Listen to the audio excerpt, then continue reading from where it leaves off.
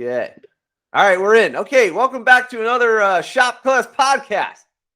Tonight, we got a lot of regulars, and it's a lot of newcomers and stuff. It's exciting. And we got a special guest, Bob Kelly. Bob, how you doing? I'm doing great. How you doing? How you doing, Ron? All right. So, and as always, lately we're getting updates. So I'll just go around the room real quick. Nick's here from upstate New York. Hi there. How are we doing? All right. Counting the days. Yeah. Okay.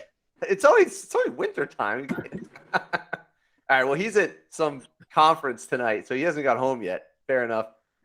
And we got Timmy coming to us from his library. You got to say hello, Timmy. I was on the wrong screen, and then I had to unmute myself. So, hey, everybody. There you go. Damien's coming to us from Australia. Hi. All right. And we got Brant Taylor coming to us from the Tool Hacker headquarters. Yeah. Oh, unmute yourself. Sorry. I muted you before. Sorry. There was a little feedback. Right. Coming from the mobile command station. Hello, everybody. And you got to check out Brant's Instagram. He's got some crazy situation where he's got another entire, I don't even know, a table comes down off the ceiling. And it's like a bat cave. It's basically like, I don't know, like Mr. Wizard's studio or something. Yeah, you're going to want to follow along pretty closely this winter. We're going to do some downright crazy things. It's going to get a little wild around here. Nice. And then, as always, we got Matt Bloomquist, and he's going to give us an update on the house. They actually, if you join him for the first time, he's a shop teacher, Taylorville, Illinois, and he actually builds a house from scratch with the students. That's their classroom. Tell us what's going on with that. Yeah, I'll give a quick update so we can let Bob get rolling and stuff because he's got plenty to talk about. And in fact, Bob will be on our job site. I don't know. We'll hear early second semester. Maybe what, Bob? 7th and 8th, because I talked to Mark's coming down with me, so we're going to go down together on the 7th. Awesome. So right as we get kicking off second semester, Bob and Mark Willie, who I'm sure will probably pop in here, another crazy bearded man, are coming down. That's a nice thing when they're only a few hours away, you know. So you guys are all East Coast. Finally got some Midwesterns on here. So I'll give you a quick preview. I'll share screen real fast. It was a short week because we start midterms tomorrow. So progress was very good and quick, but I wouldn't say I don't know. I guess it depends on if you guys remember what it looked like last week. So inside, we now have a floor system all the way down, all the way across. We do have about 8 sheets of the second layer of Vantech subfloor going down up in the front, but we wiped out locally everything, all the Vantech that we had. So we'll have to get the other 8 sheets. But the kids are starting to put the ceiling strapping up. This is something that's a little bit more common out east with you guys. Midwest, we don't do this a lot. But when we're getting drawings and details from architect Steve Basic, who's stopped by the show plenty of times before, we start doing details they use, and it works out really well. So they're putting this ceiling strapping up here. They're just 1x2s. The 1x6s you see on there is where there actually will be walls underneath of them. But we will actually drywall our lid all the way across before we put any interior walls, because the drywall will actually become our air barrier inside the house. So that's. Can you zoom in, Matt? I can try. I scroll on the map. Oh, there you go. There we go. Perfect. Is that better? Yeah, and then pull it down so you can see the ceiling. Nice. There it goes. Yeah, there you go. Perfect. Wow, much better. So we just have a engineered truss hip roof, and then we slap these 1x around here, and it ties into there's actually a 3/4 inch Vantech plate back here where my cursor is. It pops up on the screen. I don't know if it shows on the screen, but on top of the wall that this 3/4 inch, these 1x tie into, and we will air seal around there. And then whenever we mud and tape the joints of the drywall, that makes it pretty pretty good air seal. Works out pretty well. Worked out good for us last time. Something Jake Bruton does a lot. Steve Basic's been doing it for quite a while. So it's, yeah, we've had success. We're planning on having success again. Like I said, last week we had, let's see if I can go back to the picture here. Yeah, be quiet, buddy. You're going to see some pictures on my screen from, last week. Shout out to my stepdaughter, Camille. Wow. 7th grade Illinois state champions, girls basketball. Wow. Nice. Good job. Yeah, we're up by you, Bob. We're up in Bolingbrook last week. So yeah, Awesome. I think we finally maybe caught up on sleep from getting home from that about 2 o'clock in the morning. So but yeah, last week we kind of talked about Rockwell being there visiting us and stuff. Whoops, wrong button. The floor used to look like this, and then that other picture now shows it all covered and stuff. So here's the I-joist that went over that crawl space we talked about a little bit last week. And then we run the subfloor across this. And pretty much other than where we're tied into the I-joist, we are pretty much just considered a floating subfloor. So that's why we had to do 2 layers of the Vantech to tie it all together. We glue and screw it. And so we went from that to this, and that's pretty much where we're at. The roof is ready for shingles. We're shedding water. We're working inside. We plan on, like I said, Bob and Mark will be coming down, and Bob will talk about some of the products and stuff we'll be using for the rain screen and why that's important on the outside of the house.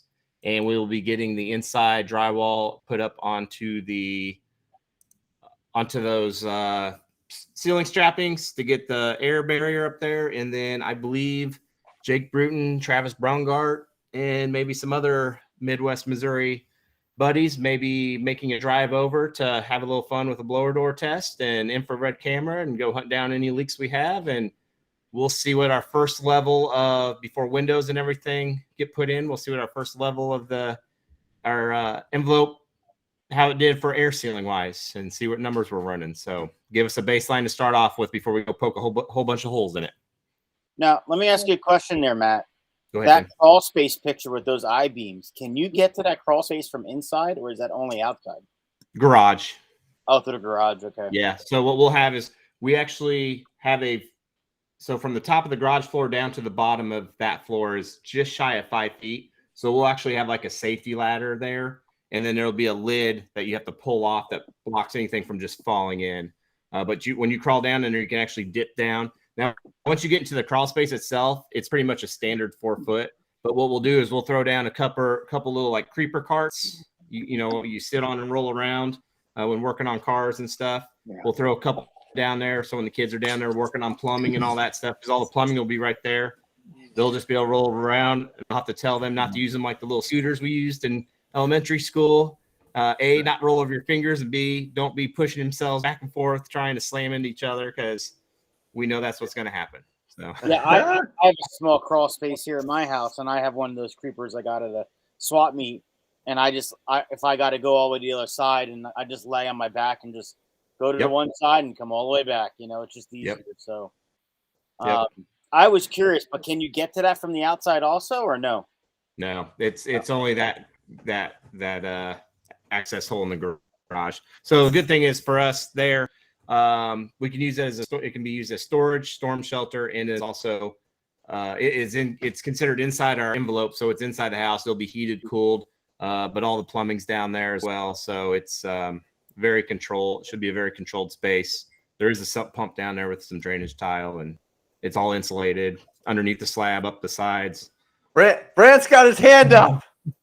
Matt, let me just give you a suggestion for the next time around that you do this chunnel, this tornado alley, whatever we decided last week we're gonna hashtag. Tornado crawl space. let me just give you a quick share on what I want to show here. Let's see if I can bring this up real quick. Yeah, go for it.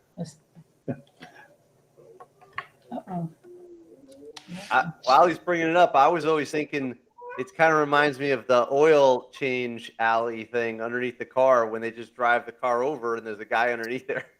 That's pretty much what it, as far as being how it's built, other than there's probably some some more structure it had to go into as far as holding up a lift and all that stuff. But yeah, pretty much that's Oh my God. One of those. We should do one of these for the next time around. Did you see that? Yeah. You showed that. I think you showed this when we had you on that one time. Oh yeah. We should definitely work out. I should get you one of these for the next time you do one of these storm shelters, man. I'll ship you the stuff. There we go. Yeah, we can put that right in the middle of the hallway. The kids will love it. Yeah, You'll know it's there. Yeah. Yeah. I like that. That's where you could put the safe. That's cool. Nice. All right, cool. This is a good update. I'm excited to see all this stuff. And even at our at the school where I teach, the woodshop teacher, Kevin Witt, he is he is working on this situation where he's got like a kind of a box. It's like so they could practice 4 different types of walls. And so I was putting them on to all the stuff that you're doing over there. And I was like, hey, if you're going to do one wall, all the walls are going to be different. Why don't we see if we get some T-studs and try out some thermal breaks, which, by the way, I'm saying that as if I've known that before. This is my new favorite term, the thermal break. I had no idea, and so any school could try this. Not everybody has a chance to build outside and build a whole thing, but he's just building this inside, and I don't know how big it is, but you could see it's just 2 people in there. And it's not that big. That's the robot course behind it. I mean, we're literally in the shop. So you could try out different walls. And then he wants to do a heat camera. And then put a heater in it or outside of it or something. We'll change the temperature. And then we can kind of do a blower door with just a tiny little box, So but that small, all you have to do is put a ceiling. And I commented on that post, which is awesome. Okay. Pretty much he's doing like a little wall assembly challenge with 4 different wall assemblies. But yeah, I mean, on something that small, I mean, one of those energy auditors come in and probably just hook up a ductwork blower as big as no bigger than that thing is. He wouldn't even need the full. Like, I don't even know if the fans for a normal house could crank down low enough. For 8 by 8. But I mean, they could probably just use, and they have like fans that are only like yay big and stuff that he could definitely do that. You just have to cap it. Right. I didn't ask him if he's capping. Yeah, we got to find out what he's doing. I've got a question for you guys, Matt. When you see those 1x3 strappings across perpendicular to the trusses, why are you doing that?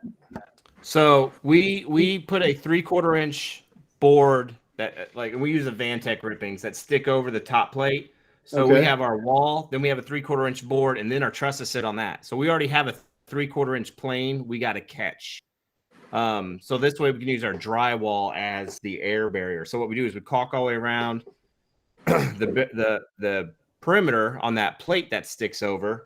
So if my hand is the wall and my phone is the plate, it sticks over like this, and then our drywall comes here. So that those 3/4 inch strapping ties into this plane and levels it out. Because right now the trusses are up here. We got to level it out. The other thing I like about it is I have seen 3 houses get insulation blown into their attics locally that have the homeowners walked in from work one day and the entire living room and kitchen was laying on their floor, and all that 16 inches blown in cellulose is dispersed through the entire house, because that's so much extra weight, especially when they're doing this to older houses that were just nailed up there with nails. The drywall is nailed. Maybe it had adhesive, but by now it's not even, the adhesive isn't doing it. Right? It's dried up. It's nothing. So I like doing it also because it picks up that extra weight of us putting 24 inches of blown in insulation up there. So now we went from 2 foot on center down 16 foot on center, or 16 inch on center. So it helps pick up that extra weight in there. So I was a big fan of the detail for the purpose of it solves the plane out problem, but I was a big fan of the picking up the extra weight of all the cellulose blown up there. Because when I used to frame additions, what we would do is we would just put a nailer on top of the top plate on the sides that are parallel to the trusses or joists, and we wouldn't have to do any strapping. So I never understood the strapping process, because you can compensate if you plan out on the sidewalls right off the bat. You don't have to do strapping. Well, so we probably don't have to do the strap. Like I said, once we put that air, I call it the excuse me, I call it the air sealing plate. So that's part of it. And like I said, out east they do it because of, I think it started because of traditionally that's what they did. Yeah, well, yeah, totally. It's a Latin plaster. So that's why Steve Basic knows. They're like, I don't know, we always did this. I became a big fan of it too, because especially with the kids. So like when your trusses aren't perfect or whatever, like now we can make our strapping perfect and level things out. So it's one of those things where, and we don't frame any of our interior walls until the drywall is up and done. So all the interior walls get framed inside. Right. So, shortening that up too helps, because, usually when you frame up your interior walls and set your trusses up, well, then you tie into the plate sitting on top of the interior walls and all that. It also seems to help with truss lift issues. Like the last house we had, it took us 2 years to complete. I didn't see any cracks in there from uplift on trusses. And I know about every other house in our area does it. So, and Big Britain's claim that same thing. When I come down to you, how about this? I'll show you how we framed up floors. Okay, and then if you want a soundproof system, so you plane everything out. You plane it out from the top plates to the trusses, and then you run RC1 channel throughout the entire grid. And that's a self-leveling mechanism. So up to 3/16 to 1/4 inch of give on your framing lumber, drywall the whole goddamn thing, and then you can stand your walls up to that. Dude, you'll never have a sound issue, an insulation issue. Anyway, so I know that we're getting away from the vapor control, but let me just play ref for just a second here. just so people understand, I am just diving into this. By the way, Bob, my ears rung when you said, "Why did you do that?" It sounds like a Steve Basic comment during his podcast, the Unbuilded podcast, because I was listening and they'll question everything, which I think is amazing. So that's why it's great that you're questioning. You're saying, okay, well, you have this thing, but why did you do that? And that's, to me, is like the build science thing. It's not just doing. It's like, okay, why did you do that? And what are the different options? It's great. So now is there load-bearing walls in there, Matt? Nope. So that's just all open. So literally what you could do technically is somebody can move in and basically say, I don't like this wall here anymore, and they don't have to worry about anything, and they can literally just open everything up and do a whole new floor plan. Yep, and that's the other bonus of that. People, like the way these houses sit on the lots, there's not a lot of adding on you could really do to it. There's just not much more space left because we're in town lots. But like you just said, everybody comes in, hates the kitchen, hates the bathroom, hates whatever, needs make everything handicap accessible, whatever the reason may be. 10 years down the road, they just got tired of the paint and they decided to rip the whole thing out, right? Whatever. And right, like you said. And the best part is you could rip that whole thing out and all the continuity of the entire envelope, thermal, air, everything stays intact. You patch a few holes in the drywall to take care of air leaks that way, and you can still have the same performing house, and it can look completely different on the inside. So you got it, Tim. So, but do they know, like the homeowners that buy these places know that it's like that? We tell them they can do that. Most homeowners aren't educated enough in it to think that way or understand it, But it's not going to be that homeowner per se, though. It's always going to be. It could be like the fifth homeowner from now. So by then, that message is not going to get out to them. So somebody's going to come in and be like, "Well, I got to worry about if this is a load-bearing wall or not, or what do I do with this? I can't move this wall or whatever." But really, they could, but they just don't know that. Yeah. Now, if they had a structural engineer come and look at it and come crawl up in the attic and dig and look at the trusses and stuff. Now, if they have enough wisdom in them or knowledge, especially if they're using a professional, as soon as they go tearing into the walls and they realize there's like a 1/4-inch gap, a 1/4-inch gap from where the walls stand up to where we shot into the into the ceiling, then they're going to think either A, holy crap, what's wrong, or B, they're going to realize this isn't load bearing. It doesn't matter. But yes, it's the telephone game. I tell you now, who knows what the homeowners tell the next homeowner, who knows what tells the next owner. So, but yes, in theory, it could all work out fine. But in real life situation, you're right, Tim, 20 years down the road, are they going to know that? Probably unlikely. I thought every house came with an owner's manual that stays with the house. So I didn't get the owner's manual put together like I wanted to. I could still do it and give it to homeowners. I wanted to put together like a manual and stuff for each house. But again, it's just one of those things where, I mean, we know how it is as teachers. It's just another thing to add. But I did want to put together, because a lot of builders do that. Jake Bruton, he's talked about this many times. He has a binder, has everything in it, plus a digital copy, like a USB jump drive that goes with it.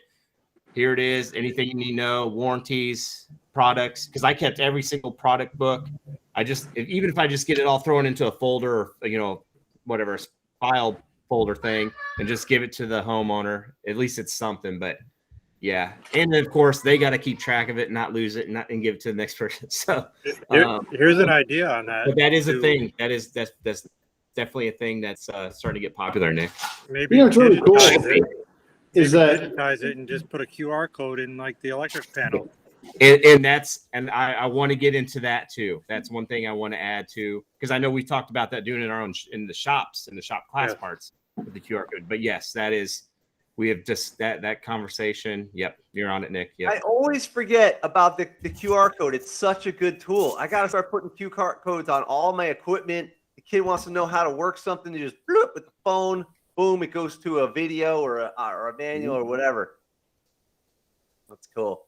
All right, so what's great about some old appliances and like some old school boilers and old school equipment? They've got these steel placards riveted to the structure, right? They've got an old nameplate, like an old motor or something. It's got a part number and an old information placard. You've got this crawl space, Matt, that no one's going to see except for the professionals in the house and the person who's inspecting it when it goes to time of sale. If you were to have a buddy with a water jet cut you a steel plate, size of a sheet of paper, you could make a memory card there that could stamp or rivet or, Tapcon to that concrete, and come what may, that house now has a nameplate. Talk about things to hashtag, trends to start. You could be the first to nameplate that structure and create legacy with that. You guys, to Tim's point, is that can you remodel? And then Matt, of course, you had a great answer for this thing, but it seems like the new trend in construction is having a completely thermally broken envelope, right? There's no more having individual rooms that you're going to drywall. You're going to drywall the entire envelope and then put up your interior partitions. And then, so more and more now this is going to become the norm. And it's really brilliant, right? So, it's not going to become, it's special today, but it won't be special in 2 years. That's really, Bob, isn't awesome. I mean, aren't we kind of finally, everyone's been talking about following the steps of commercial into residential. I mean, how many times, look at, malls, for example, strip malls. How many times those things have been gutted and redone, but they're completely separate from the store next to it, So it's, again, we're kind of finally residential's adopting more and more commercial practices. Yeah, but the commercial practices back in the day, it was more like, okay, how can I do the most amount of bullshit square footage that I can and accommodate for it? Now it's becoming the thermal envelope, and it's, God love us. Awesome. But on the other hand, you can Wick Right those assemblies by doing a cold roof over the top of all that insulation, You guys, I love cold roofs, by the way. I'm not trying to segue into this thing, but it's like, oh my God, ventilation in these structures. The thing that kills me the most is the PTSD that is related to all my clients. Okay. The thing that motivates me to help people at a gut level is the stress that they see when the water is dripping on their pillow in their master bedroom because they got a balcony door up above, or they've got this encapsulated roof system like I saw today. I saw like this $3 million limestone beauty in downtown Lincoln Park, and there's a drip of water, and you know that what's behind it is a bunch of mushrooms.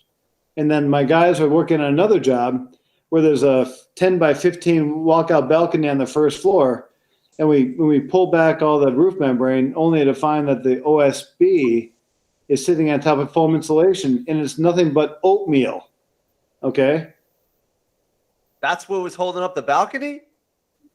No, it's in between the roof membrane and the foam insulation. The foam insulation was supporting the roof membrane via the oatmeal quality OSB in between it. Oh man.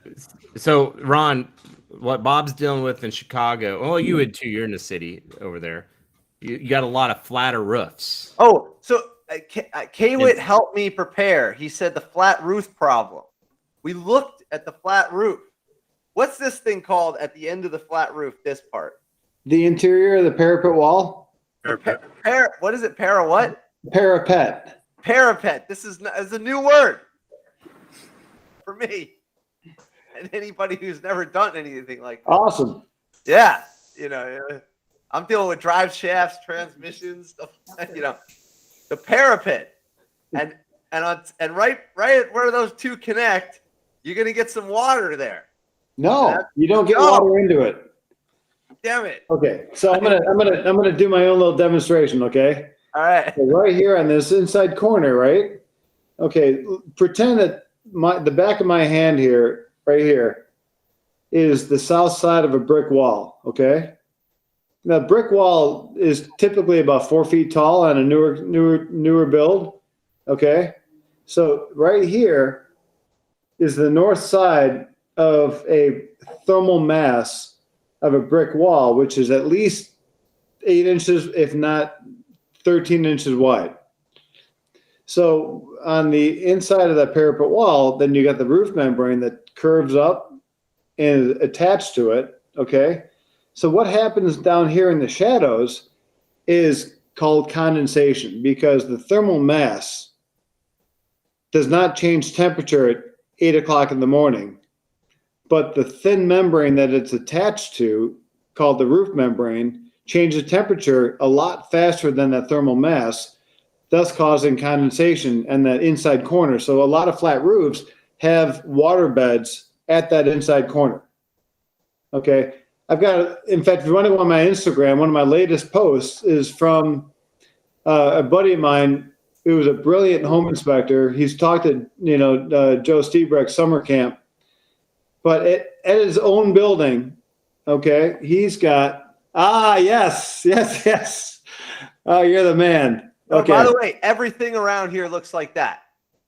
Okay. We got flat roofs everywhere. Not in the town where I live, but where I work, it's all looks like this. Cool. Okay. Now that's the front side of that's where a lot of the change in temperature is. Now right there where my foot is, okay, it was squishy. Now watch. Oh my God. Oh my God. It's bleeding. Right? It's bleeding water. That's what I'm talking about, buddy. It's not coming from water. It's not a leak. It's not a leak from the water from the sky. It's a condensation buildup, and then it pops. Exactly. It's a waterbed. Look at that. It's a waterbed. Bob, what's your best guesstimate on how many billions of dollars we're talking about across the world? But let's just focus on the United States. Is this $100 billion problem? Oh, I mean, if it's a penny. Right. It's Whoa. pervasive. It's everywhere. There's a building. There's at least a dozen buildings in every single city, large and small, across the United States that are built. You got to like that. understand something. It's not just okay. So this is the thing that I want to talk about in a podcast with you guys, because really what we're talking about is really okay. So this is a systemic problem. Okay, and so to teach the trade how to deal with these issues, we have to be talking on several planes, right? We got to be talking about, well, really, okay, so we can say it's carpentry, sheet metal, roofing, masonry, structural work, finish work. It's all of those things, right? But I think the biggest question for me is, how do we develop life skills with kids so that they can think in a masterful way, in a large picture that accumulates all of the different trades in a way that we can put all the pieces of the puzzle together, right? So something that my mother always talked about, and I'm number 10 of 11 kids, so my mom always wanted us to be as much, self-sufficient as possible, but life skills. So how do we teach these kids how to have life skills, right? And so basically, I think the bottom line is, if it smells like shit, it is shit. If I can say that on this menu, okay? Shop Class If it Podcast. smells like shit, and trust your gut. If it smells like shit, it is shit. Okay, so that's been like the motto that I've never talked about. I like it. It makes perfect sense. I don't, it's like, it's less important to know all the different individual trades but it's really important to understand that we can bring all these together and plan a problem-solving, scenario, so that we can plan this thing out and tell the architect and the engineer and the different trades on what to do. And that's what I specialize in. It's nice. the topic of, like, I'm just looking for shitty work so I can make a living. No, so just to give an example of teaching shop class, like right now we're doing flashlights. Like, who cares about a flashlight, right? But what it does is it just gets them going on electrical flow, turning a switch on and off. Okay, fine. But now they have to think about the performance of it. So we have to drop the light. We have to make an apparatus to hold it and drop it 5 feet. Okay, that's just the minimum, and it still has to turn on. But now it has to hit like 1,000 lumens, and we measure it. Okay, this is another minimum. Then the performance comes in. How much does this apparatus, your flashlight, how much does it weigh? And so that's where the creativity, and they have to care about everything. So they went from caring about just getting it done, just get it done, just get the grade in, to caring about it entirely. Maybe their wires are too long and that weighs something. Maybe the apparatus is too big and they don't need that much cushion. Maybe as long as they're hitting the lumens, they can actually reduce the size of their battery. So now it's the whole picture, as you guys say, the envelope. And so that is really hard to teach. You have to care. You have to have like old values that say, if it smells like shit, it is shit. And, like stuff like this, like you have to look at the whole thing. And, whereas like before they're just, traditional teaching is like just checking the boxes. You can't just check the boxes. You got to worry about the whole thing. You got to look at the entire thing. Yeah. It's amazing. There's so many details, but it's like, how can I, because with the guys that work with me, it's like, how can I get these guys to understand the art of analyzing this stuff? Because I've got a couple of guys, they can torch modified better than anybody, right? Oh my God, this guy can do a swimming pool. You say torch modified? What'd you say? Well, we heat weld our modified, our roofing material is called modified bitumen that we commonly use in our jobs. So it's a heat welded asphalt material. Oh, okay. Okay. So these guys are out there and they're doing a beautiful job, but they can't freaking do sheet metal. Okay. And they can't do, these other things, but they can do one thing really great. What I'm really trying to do is I'm trying to cultivate people who can do everything on the same job site, because it's all related, right? Yeah. Everything connects one to the next. Yeah. Like if you could, so with this, if you can understand materials, material science, bending, folding. Absolutely. And with all the missing shop classes, that's difficult to get somebody to care that much, to care about all these things. Yeah. So in that list of questions that you sent me that we haven't started following yet. That's okay. I told you we were. I talked with, just so everybody knows, I got on the phone with Bob last week about this podcast, and I said, hey, here's the first question. The first question I ask every guest is, did you have shop class growing up? And we got into a conversation. I said, hold on, wait for the podcast. And now we're at the podcast. We haven't even asked that question yet. Well, I never went through shop class. I went to a Catholic high school. Okay. All right. So I didn't have shop class either.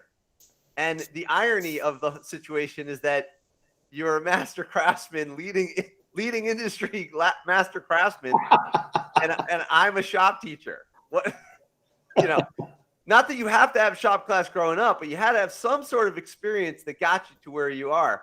Did you work at home on a shop or something, or how did you? I was the kid who always took apart every bicycle, and because I was bored, and my dad had a bunch of tools, but my dad was an accountant, okay, and my mom was a teacher, but I was bored to death, so I took everything apart. In fact, I was the kid that I swung on my parents' chandelier when I was 5 years old in the old house we were in, and I swung on it until I landed on my ass, okay. So anyway, aside from my personal life, yeah. I think that's part of it. We want to get to know. We want to get to know Bob Kelly.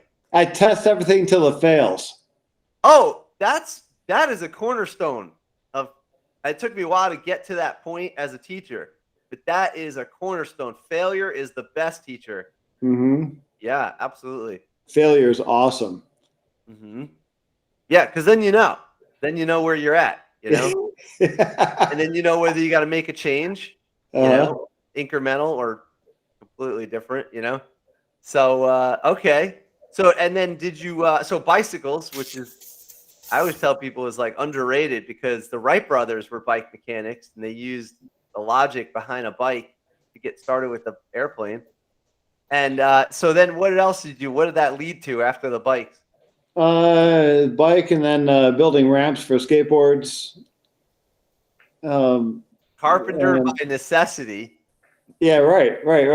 But the necessity for fun. But then, so really what got me into it finally was when I was in college. My brother's a cabinet maker and contractor on the North Shore of Chicago. And so I worked for him, and I found that I hated it so much. He was such a prick to work with that I vowed never to be a carpenter. This is funny.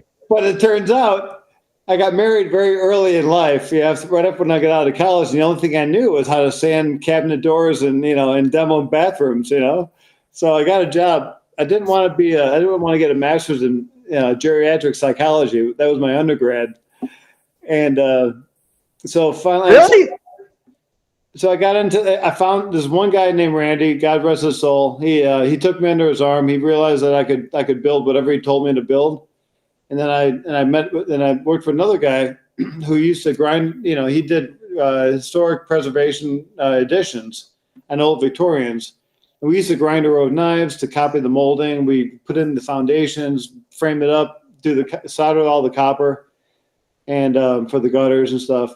So, wait. Let me. Sometimes I expand topics because if you go past something, I'm a car guy, so I don't really know what you're talking about. Wait, you made your own knives to make moldings? Oh yeah, you grind the knife on a grinder, and then you copy the profile of the old Victorian moldings, and then you run it through a molder, and you make the trim. But wait, how is it a knife? Is it a router or something? I don't fully understand. No. What it is, it's a blank piece of high carbon steel. Okay. And then you take you take India ink and you paint it on the knife. Then you put the old molding on the knife and you trace it with an awl so you can see the profile of that trim. Yeah. Okay. And then you take it to a grinder with a very thin wheel and you cut out that profile. Okay. But then how do you use it? You scrape it? No, then you run it through a molder like a thickness planer. Oh, okay. Okay. And then you make your own profiles. You make your own trim. Okay. Totally naive. You skipped over some stuff. A molder, I guess, is kind of like a router, but like a joiner with a blade, a profile blade. It's like a thickness planer that the profile is actually cut into the blades, so that when you run it through, it cuts the profile. So just in a parallel universe, if you were to do this to a door skin on a car, you could put a profile of the door skin into a hammer, and you could receive it. Yes, run it through, and you could profile along, and you could copy some old car that doesn't exist anymore. You can't buy the parts for it. It's a copying technique for sure. Okay. All right. I like it. Instead of spinning, we hammer. You guys spin. Yeah, we spin. Okay. Nick, why haven't you jumped in yet? I was wondering the same thing. Like, when is Nick going to explain this? And tell it, Nick. Tell the way the mechanics work on this. Break it down. He's figuring it out. He's getting better. That's cool. So you guys, so we're talking about, how do we expand the knowledge base amongst kids and all the investigation and the techniques that are used. And so, I hate to think that what I've been practicing over the years is a dying art, but how do we replicate this amongst the youth?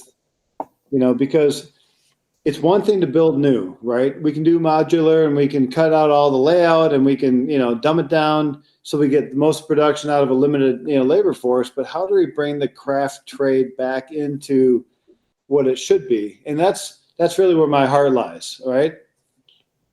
This is one of the very best things about Bob Kelly, in my opinion, is that when other people in big industries find a solution to like $1 billion problem, they hoard that answer and they keep it to themselves. You're an anomaly in that regard, Bob, because everywhere you go, you're telling the secret and telling the solution and wanting people to know the answers to this problem.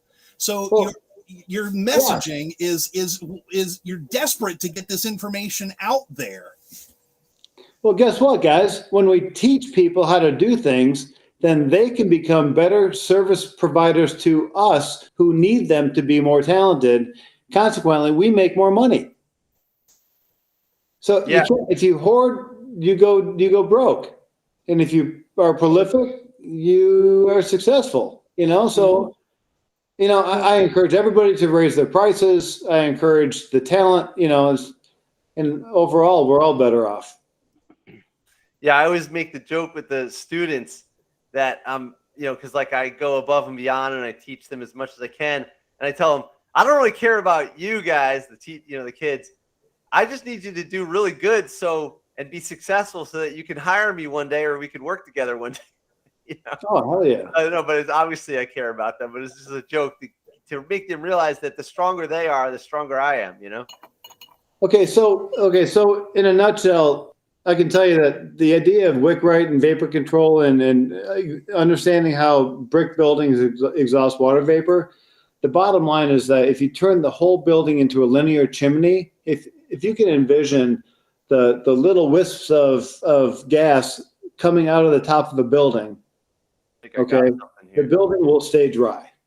That's the bottom line, okay? Oh, boy, you're quick. Okay, so you can see that where the mortar joint would be present between the limestone and the top of the brick and block, we substituted that mortar joint with a piece of corrugated plastic, so that it's right here. Yeah. Yes. So that corrugated plastic is rigid enough to support the weight of stones, but yet it's hollow, and so when the wind blows through it, and we have openings underneath it, then it naturally creates a drying effect. And the drying effect, the water always goes from wet to dry. You can't stop the water from rising up to a dry spot because it defies gravity anyway, right? And so this is how we vent masonry buildings. There's more vapor transmission internally than there is on the outsides. And by the way, the panel on the right-hand side of that picture, where the sheet metal actually overlaps, we have a consistent half-inch airspace. what happens is that we measure that when the wind blows through the flashing at 18 miles an hour, which is an average Chicago wind speed, in the right-hand top corner of the panel, that creates a negative pressure of negative 7.2 CFM. So it creates Really? negative pressure and sucks the shit out of the building. Wow. Okay. So but you can't stop it. Once you get it in place, you can't stop the water from getting sucked out. So now what are your limitations, right? Where do we fail? So the failure point is that, that air path is clogged with foam insulation or semi-clogged with insulation or, fiberglass or blown-in cellulose of some kind. So the takeaway from this whole drawing is that on the inside of every masonry building, we need to have what I call an interior rain screen. So what we do is we have to control a three-dimensional drawing of masonry in order for the structure to be healthy, because plaster and lath means that there's no insulation, which means that there's a clear path from the foundation to the top of the building. Okay, so we want to imitate that with plastic like dimple board on your foundation drainage. So what I do is I line the inside of masonry buildings with dimple board from the foundation all the way to the top, and that creates a heat exchanger and it creates a drying plane. Exactly. And then it gets sucked out at the very top. Okay. So basically, in a nutshell, you can apply this principle in every single masonry structure ever built. So And you'll never have a problem. What's that? So let me understand. So this area right here, this gray area, this spot right here, is this the masonry brick? That's a CMU. It's a cinder block. Okay, cinder block. All right. And then this is how they come together. And then what's this little? Oh, this is like a nail. That's a fastener. Fastener. Okay. So then heat is rising through this from being in the building. Vapor. Vapor. Oh. Okay. So I'm super naive about this. I'm just trying to understand. Because water vapor is always present, right? And water vapor is lighter than air. So vapor is always rising upward. Oh, wow. Interesting. Okay, so the vapor comes up and it's coming up. Now, what's this white area here? That's just a gap between the brick and block. Okay, and there's always some sort of gap. You hope. Okay. All right. So it's coming up, and when it gets here, this is a barrier as well, right? No, actually, that's the magic cloth. Okay, so see where the green arrow is on the right, pointing up into the flashing. Here. Right. No. Exactly. Oh, okay, yeah. Okay. Imagine that a wind-driven rain gets pushed up into the corrugated plastic. Okay. I'll simulate that. Yes, thank you very much. That black line is what we call the VRS membrane. Okay, you guys, are you sitting down with your seatbelts on? Yeah. Here's the magic sauce of Wick Right. Okay. That black fabric is the same shit that's on the bottom of your couch. Okay. No heart attacks, right? Nobody fell over. Okay. That fabric has a perm rating of 108, and it has the tenacity to hold the surface tension of water. All right, wait, slow down. Okay, this is awesome. Hold on. What rating did you say? I'm sorry. Okay. What? That fabric Yeah. has a perm rating. You can how much it goes through. Yes, you can actually wrap your head in this stuff and you won't suffocate. Okay, you can almost see through it. And what's the rating number? 90, you said? The perm rating is 108. Out of how many? 108 means that it barely holds water. Okay. But yet I can hold a glass of water with that fabric without it leaking. No kidding. Yeah. So it doesn't. So it's like Gore-Tex, baby. Well, Gore-Tex is a perm of about 10. What? Oh yeah, if you put Gore-Tex over your head, dude, you die. Oh, I see. So this is more breathable. It's super breathable. Yeah. But it won't have water Perm is pack. the breathability rate. Okay. But Like but air it Thank won't- you for interpreting, Matt. What, Bob? Thanks for interpreting. I need some interpret. But then it's not just for me, it's for anybody watching the show. Although it is for me. But but I don't understand. I'm trying to understand. So when a wind-driven rain blows into my flashing, Yeah, it's protected by that fabric so that water doesn't run down the wall. got it. So water can't go in, but it breathes out super But easy. yes, it breathes out. Why don't Exactly. I use this when I go skiing? Because it might make a good windbreaker, but it wouldn't be a good ski coat. Okay. And off on a tangent, but like Gore-Tex is better. Why? Gore-Tex is worse because it doesn't breathe. And it's better for me when I'm skiing, though. Well, but that's the only thing they make ski coats out of. I'm going to use this stuff. Yeah, you should. Okay, all right. Call North Face. Yeah, what the hell? All right, so it goes through there, and we got a pass through here, right? Yes. So what's the next part? What happens Okay. The now? next part is that when the water vapor rises, it's got a place to go, and the wind blows through the flashing. Okay, and it carries the condensation away, so there's never So any you condensation. get rid of it. You're getting rid of it. Exactly. Ta-da! That was the home run. And then, hey, Ron, what's crazy, if you ever see this stuff, I mean, you would think it's just your corrugated signboard, pretty much, right, Bob? As far as Yeah, 'cause that's what it is. yeah, corrugated signboard with furniture fabric on it, Wow. Yep, that's it. and it does all this magic.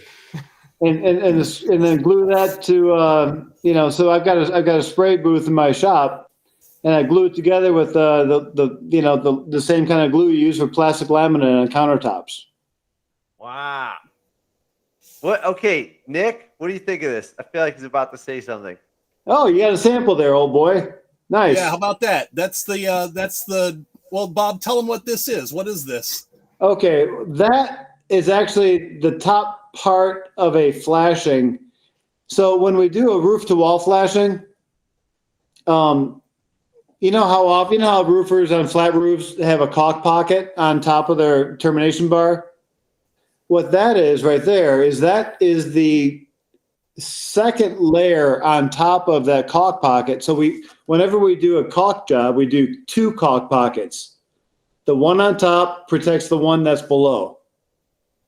And so the one that's below never gets exposure to the sun, because the sun is the only thing that can destroy a caulk joint. So we protect it with the second one, so the first one can last for, who knows, maybe 50 to 100 years.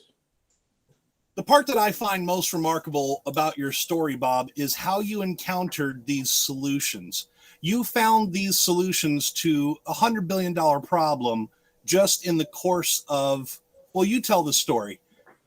I don't know, about 8 or 9 years of, experimenting and then trying to push our boundaries and then figure out how far can I go. But you were working in the commercial roofing sector, right? When you encountered these issues, you noticed the same problems on all these buildings, and that's what piqued your curiosity to pursue these solutions. Over and over and over again. Oh, by the way, that one picture right there with the tall building with the metal cornice, that one right there, that's a really cool job, by the way. They had water intrusion issues because there you go. The top of that cornice was it's called Renaissance stone. It's a prefab, highly porous substrate that you can't seal. So I designed a metal cornice to cap it off that was breathable so that water wouldn't go in, but yet it would allow the whole roof system behind it to breathe out. And it looks good. That was a fun job. And there's a profile of the sheet metal right there. See, and Bob, that's a good thing, and that's one of the things we talk about with the intro to industry class at our school is like the teacher's like, "What do you want, Matt?" I said, "I want problem solvers," because right here, Brant will talk about this. You either have the product out there you can use, or you got to hack it. You got to hack it yourself, right? So, problem solving. I mean, 99% of the construction industry is problem solving. And there's plenty other industries that are the same boat, right? I mean, you're on the fly, you're on the job. Every building's a little bit different. Every problem's a little bit different. Problem solving skills. This is the very core of why I spend time every Wednesday night to join the Shop Class podcast. Because if there's any message we need to send to the next generation, it's that they have to imagine a larger worldview when it comes to jobs in the trades. You can look at it as plumber, electrician, carpenter, roofer, framer, tile guy. You can look at your 10 different sets that you can go into, or you can understand that there's a whole world out there of people like Matt, of people like Bob, who set out to start something, but then found solutions in other avenues. And now Matt is scaling his education to a wide audience and making a massive impact. Now Bob is gone from roofing and carpentry and basic trades to now owning solutions that can fix problems that exist in every single city all across the world. The trades offer that opportunity to the next generation, but we have to frame that opportunity as something more than just looking at things in a traditional light.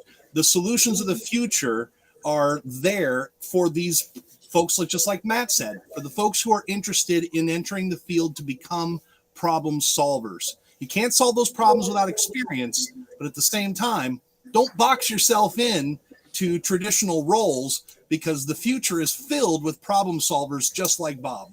Okay, so let's have an action statement, okay? Okay, so there's a bunch of guys here who we want to teach, right? So why don't we have a very similar format like this? I mean, it's great that we can, shoot the shit right here with, 7 guys, right?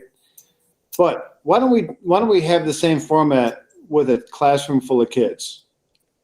Yeah, that's doable. Now with tech, video conference, absolutely doable. Totally, man. Shoot the shit and do it on the fly and just get them involved in a, an on the fly conversation like this, because then they'll get the energy, grab onto, the vibe of what's going on and really get into it and see the artistic part of it. I think experiencing this kind of energy is really what has always given me, a real buzz, right? So, like, for example, when I got into the trades and I was getting a bunch of side jobs. So my old boss, Victor, the guy was fucking unbelievable. He could do anything, foundations through the trim, right? And solder the copper, everything. So I used to bring my own side jobs in, and I would watch him sell my jobs to those clients. Okay. So he would go in and he would embrace the client and pull them in and love them to the point where they just gave up. It's like, okay, we're secure, we're comfortable, and we know that the problem solving and all the artistic side of it is all taken care of. Let's take that as a group. Let's take that to the next level. Bring that feeling to the kids and teach them what it's like for them to embrace and control and guide these people, because the clients need this. It doesn't exist in our building industry.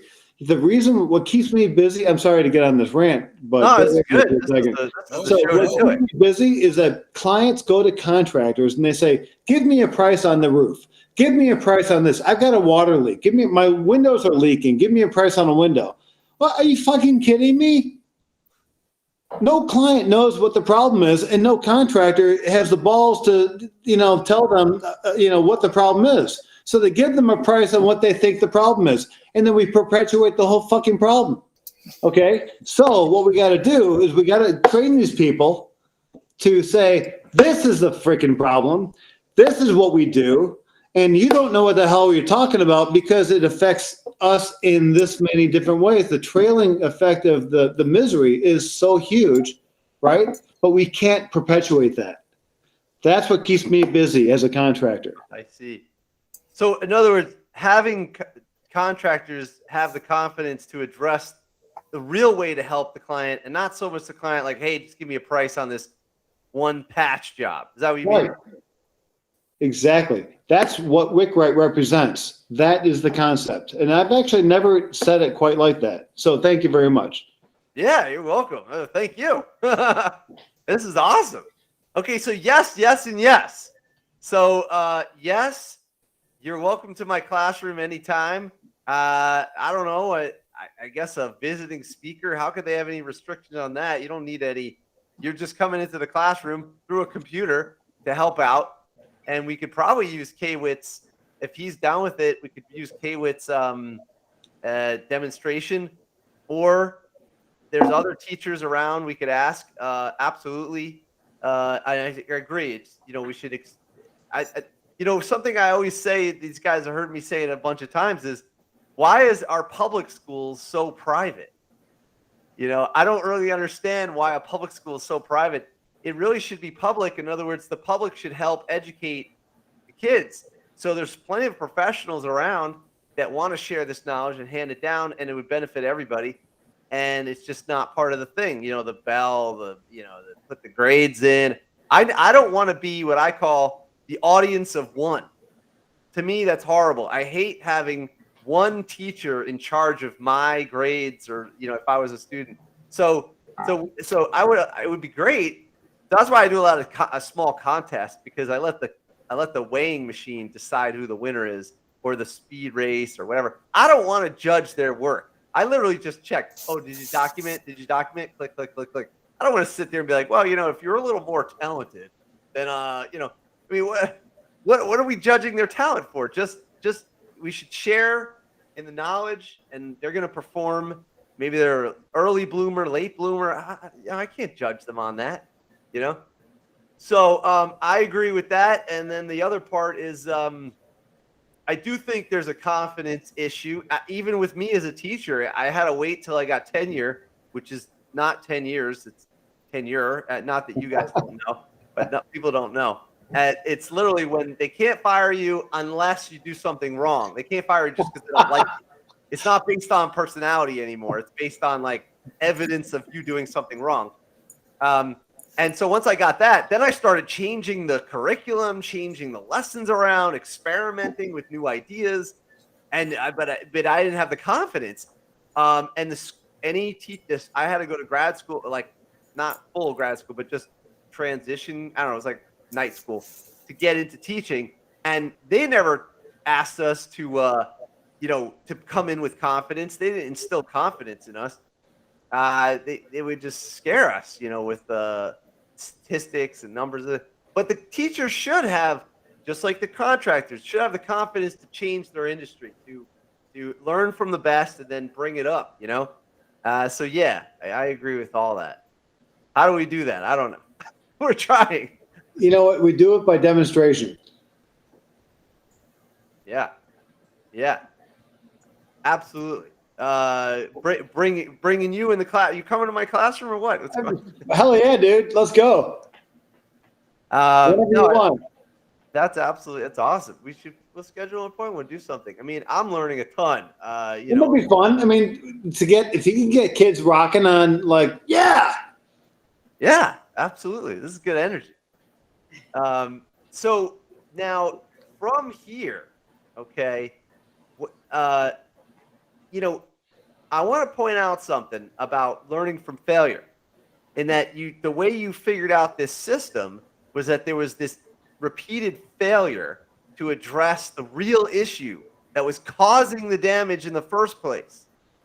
And like you said, instead of just patching it up, having the confidence to say, no, actually your problem is this, and here's how we're going to solve it. Well, let me tell you how I came to this realization. Was that I was at a split face block building in Chicago, okay, and they had a red paint on the side of the building. You know what split face block is? No. It's that textured cinder block you see in a Walmart. Okay. Well, 100,000 buildings just in the building boom in Chicago were built of that shit. Okay. The side walls and the back walls are all this crap. Okay. And they let in water because the surface tension the surface area on this block is huge. So anyway, one of my clients had a leak, had some mold growing in the baby's room. They tore down the drywall. We poured some water on the outside of the building, and on the inside, the water stain was actually taller and wider than what was outside. Wow. So I said to the client, I said, this is kind of weird. I wonder how it affects the rest of the building.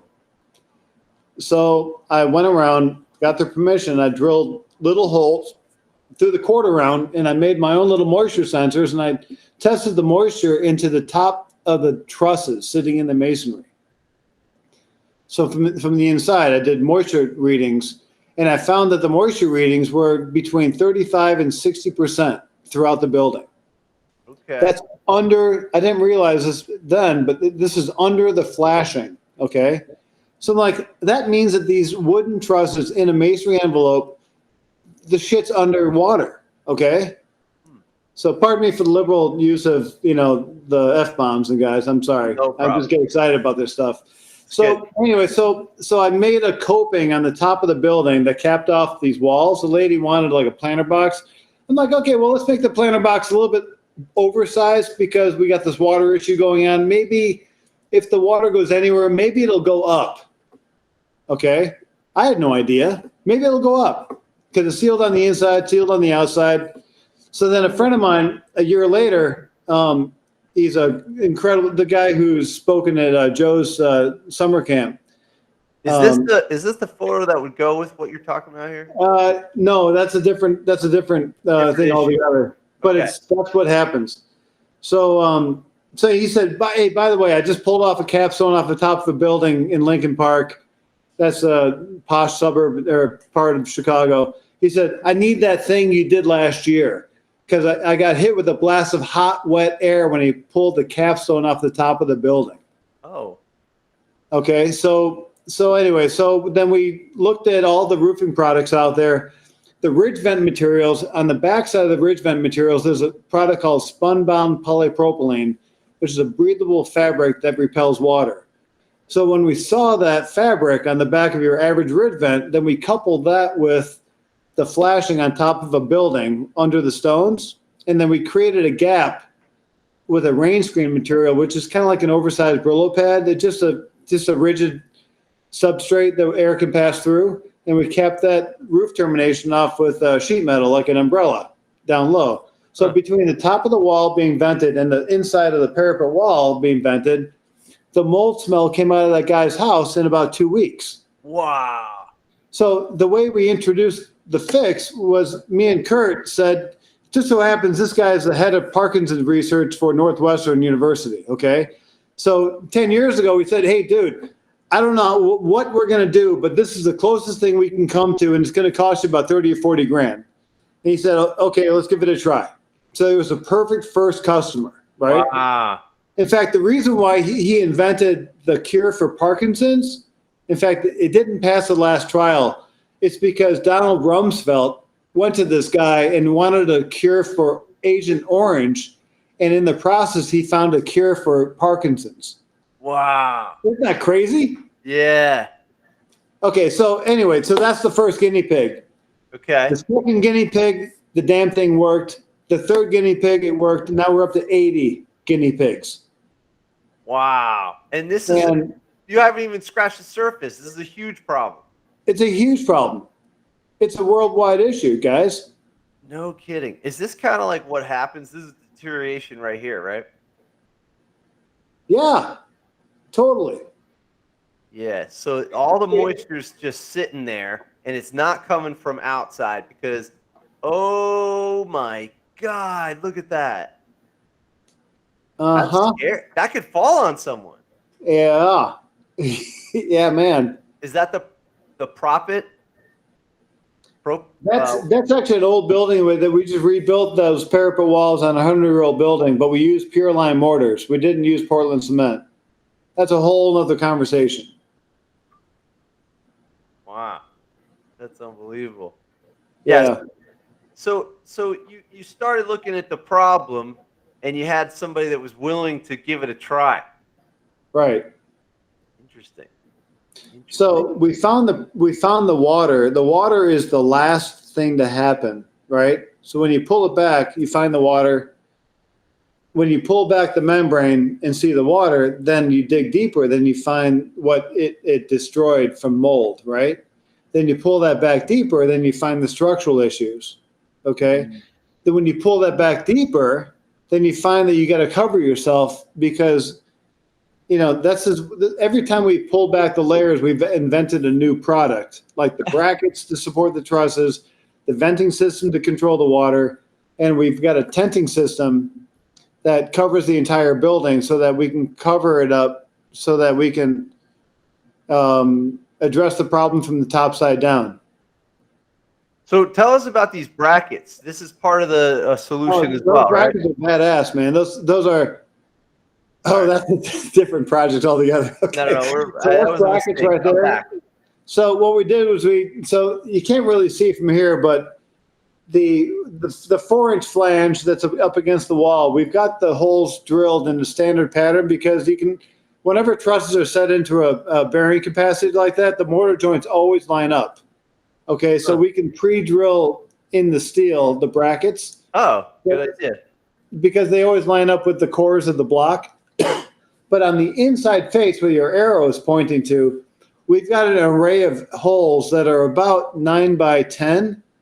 Okay, every half an inch, there's a hole drilled through the steel, so that when because we block out those trusses solid with, as you can see, with plywood and solid framing. And then that way, when we put screws, the structural screws, they've got a high tension load on the steel, that they don't, you're not drilling the same hole in the same bracket. You can stagger the hole so that there's no issue about, you got fresh wood for every screw. Interesting. You know what I mean? You don't want to overlap the holes. What did they do before? Like, why would you have this? Nobody does it. Oh, what did they do before? They remove it. Oh my God. Okay. And but like, it would go into the wall. And normally these trusses are going into the wall, but what we do is we support them and we cut them away from the wall, and then we put like a piece of plastic in between that truss and the wood that we left behind because we can't take it out. Got it. And if they're in the wall, they get damaged from the eventually. Exactly. From the moisture. Right. Amazing. This is cool. You also have this on your website, right? Yeah. So there's some, start by venting. Start by venting. Yeah. And when you dig more, you just find a lot more problems. Oh yeah, this is some. I highly like my pocket knife buried in that truss. Oh my God, yeah. Oh my God. Yeah. I love that knife.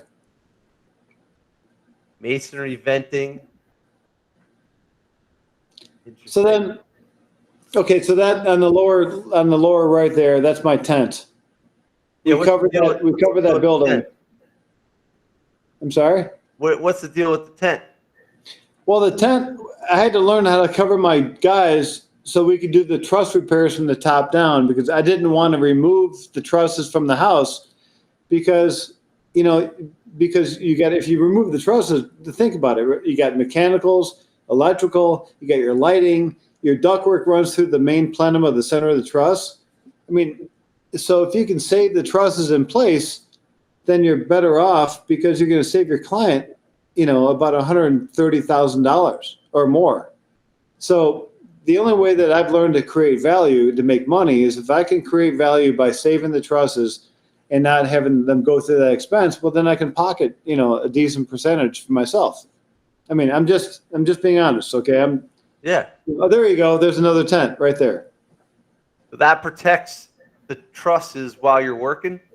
Correct. So now we got the whole roof system off, and I've got a 4200 CFM fan that blows, so what we do is we create negative pressure so that the plastic doesn't balloon up from the wind. So we're controlling it constantly. Oh, I see. And then they can work. Then we can work. Yeah, totally. And you can't get rain in there while they're working. They're working. Right, and the biggest wind blast we were in, I think the winds got up to 60 miles an hour. Yeah, granted, I did bite my nails, okay, but we've been good so far. Wow. And here's the other one. That is awesome. So I think the message is that the way you came at this is really, I think, the gold in the situation. This is a particular solution. They have a lot of different solutions, but what you're proposing is that it's that you cared about finding a solution, and that's how you arrived at it. And that's sort of unteachable, but we're gonna try. Oh, we can do. Let's do it, man. Yeah, I hear you. The whole thing. And what about? And it says here you got training on here. I train all the contractors that buy the product. Oh, okay. That's pretty cool. Nice. Look at that. Interesting. Hands on. So you are kind of doing it in a way. And here's all the products. Yep. And you know what, guys? It's all corrugated. It's all corrugated plastics that you find at sign shops. Okay. I would encourage you to, explore it on your own. But if you want to buy product, I'll sell it to you. But I'd rather teach you how to do it. Right. Oh, what's this? Is this kind of like a demonstration? Ooh. Oh, let's see here. Yeah, we've got. I don't know where that came from. That is an advertisement, and it'll be gone. Okay. There you go. Okay, so this right here, that box right there is a plexiglass box that we filled with some kind of kind of smoke, and it demonstrates that when a fan is blowing off of one side, see the vapor pressure, it gets sucked out from the wind blowing. That's not from pushing out. That's actually sucking out because there's a wind present on the outside. So this is you're on like the roof side on the inside in a way, right? That is and correct. The other side of this thing, like on this side, there's a fan going across. Yes. That's pressure against the building. Am I right? Yep. Yeah. Absolutely. Okay. And then there's a vapor moving up, dramatic in this demonstration, and then it reaches the top and blows across and comes down. And then this is your top cap piece. Before, all of this was capped in here. Right. And then if you mix that with some of your trusses, and it would then fill up, and also underneath the roof flashing, then you have your water buildup. Am I right? That's correct. I love this. Ron can be taught. What's interesting is that when I do moisture testing on buildings, especially the buildings that have foam insulation on the inside, I go outside to measure the moisture with a hygrometer, okay? And the hygrometer always senses more moisture under the flashing than it does on top of the flashing because the water vapor is always getting trapped.